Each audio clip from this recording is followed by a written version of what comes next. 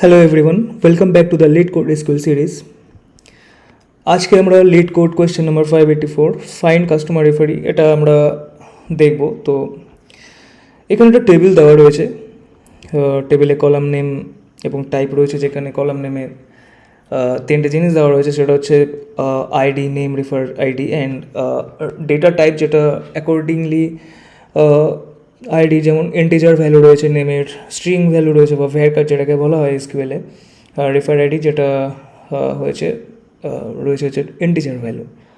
তো এখানে বলেছে যে in SQL ID is the primary কি কলম ফর দিস টেবিল। আমি আগেও বলেছি যে আইডি হচ্ছে গিয়ে প্রাইমারি কি যদি থাকে কোনো আইডি, সেই প্রাইমারি কি মিনস যে সেটা নট রিপিটেবল এবং সেটা পার্টিকুলার কোনো প্রোডাক্ট বা কোনো কাস্টমারের যদি থাকে সেই আইডিটা, সেটা কিন্তু ইউনিক ভ্যালু হয়, সেটা কিন্তু নট রিপিটেবল হয় এবং প্রতিটা কাস্টমারের জন্য কিন্তু ইউনিক আইডি রয়েছে।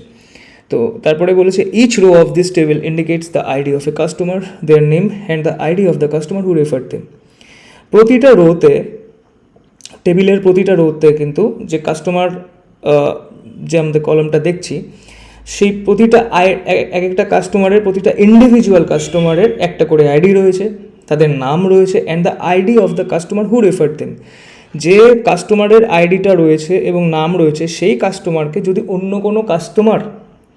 অন্য কোনো এক্সিস্টিং কাস্টমার যদি তাকে রেফার করে থাকে, সেই কাস্টমারের কিন্তু রেফার আইডিটা রয়েছে।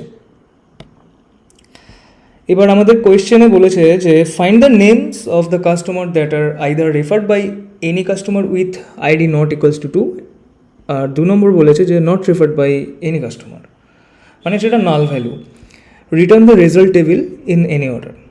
তো আমরা একটু এক্সাম্পলটা দেখে নিই, তাহলে বুঝতে পারবো যে কাস্টমার টেবিলে ইনপুট আমরা দিয়েছি এগুলো, যে তাদের যেমন ফার্স্টে যেমন 1 নম্বর আইডিতে নেম রয়েছে উইল, রেফার আইডি আমরা দেখতে পাচ্ছি নাল ভ্যালু রয়েছে। সেকেন্ডে আমরা জেন দেখছি, তার রেফার আইডি কিন্তু নাল ভ্যালু রয়েছে, মানে তাকে কেউ রেফার করেনি। 3 নম্বরে দেখছি অ্যালেক্স, হ্যাঁ অ্যালেক্সকে রেফার করেছে কে? কাস্টমার 2, ঠিক আছে। ঠিক 4 নম্বরে আমরা যেটা দেখতে পাচ্ছি, বিল রয়েছে, তাকেও কিন্তু কেউ রেফার করেনি, তাই তার রেফার আইডিটা কিন্তু নাল রয়েছে। 5 নম্বরে দেখতে পাচ্ছি জ্যাক রয়েছে, জ্যাকের রেফার আইডি কিন্তু 1 রয়েছে, আর আইডি 6এ আমরা দেখতে পাচ্ছি মার্ক রয়েছে এবং রেফার আইডি 2 রয়েছে। আমাদের আউটপুটে এসছে কি Will, Jane, Bill and Jack.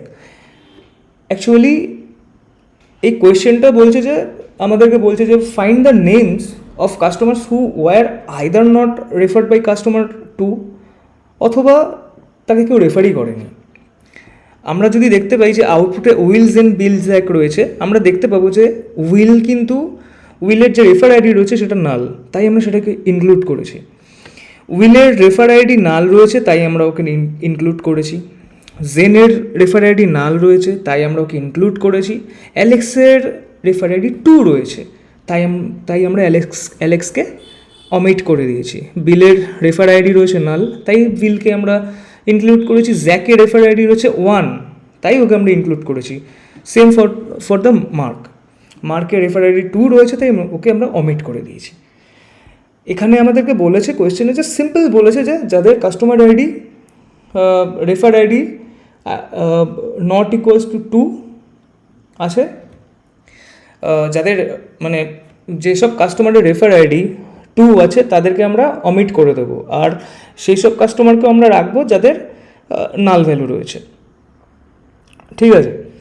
তো আমরা এসকিউএল কোয়ারিটা একটু দেখে নিই, এটাকে আমরা কীভাবে করতে পারি।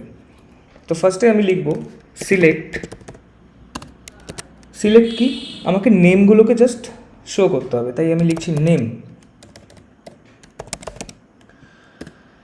তারপর কোথা থেকে? From table name. টেবিল নেমটা কী রয়েছে? টেবিল নেমটা রয়েছে কাস্টমার।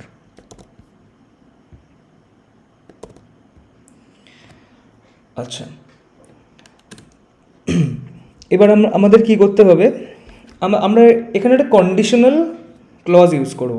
এখানে একটা আমাদের কন্ডিশন আসবে, তাই আমরা একটা ক্লজ ইউজ করবো যেটার নাম হচ্ছে where refer ID not equals to 2 হবে, তাই আমি রেফার আইডিটা নিচ্ছি, এখানে লিখছি নট ইকুয়ালস টু 2,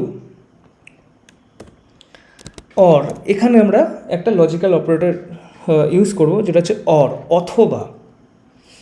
আগের বার আমরা ইউজ করেছিলাম অ্যান্ড এবং, যেটা দুটোই স্যাটিসফাই হবে, বাট এখানে দুটোর মধ্যে কোনো একটা।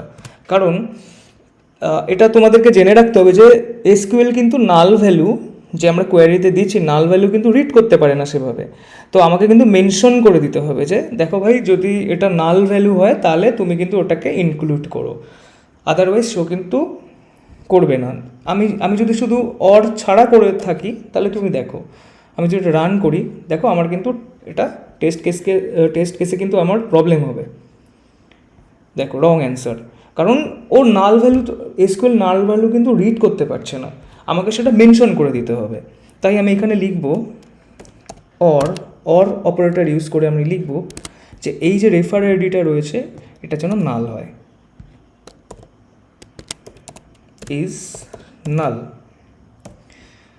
এবার এটাকে যদি আমি রান করি তাহলে কিন্তু এটা অ্যাকসেপ্টেড হয়ে গেছে, ঠিক আছে। So thank you.